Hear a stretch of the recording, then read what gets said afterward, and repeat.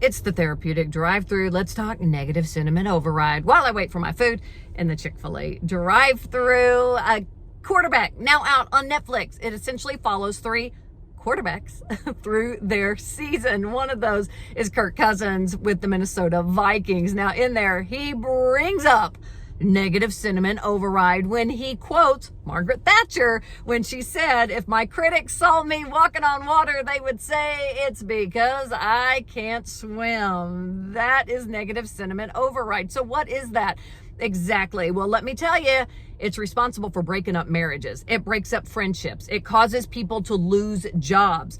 When we start feeling negative towards an individual, it doesn't matter what they're doing. It doesn't matter that they're walking on water. We will not see it in a good light. End of story, right? When you first start dating somebody, you're completely opposite of this. You're in positive sentiment override. Everything they do is sunshine and roses. That a lot of times that's why people don't catch red flags when they start to date somebody, because they're so in love with them and they just think everything they do is perfect. This is exactly the opposite of that. So like we're in a work situation, somebody upsets you at work, then it doesn't matter what they do, right? They could come in with donuts and all of a sudden you're like, they just doing that. They're just bringing donuts because they know I'm on a diet. That's the only reason they did it.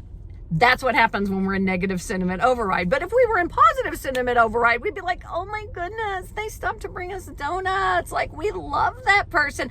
They're so awesome, right? So that's the difference. If you're in a relationship and you're stuck in negative sentiment override, how do you get out of it? I'm going to tell you.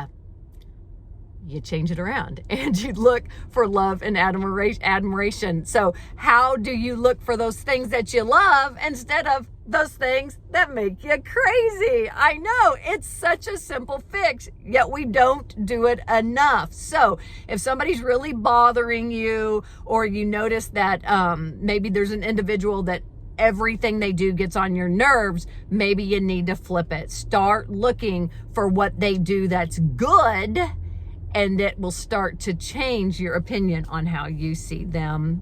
It also works with things such as football rivalries. There you go. That's the Therapeutic Drive-Thru. Subscribe, like, sharing is caring.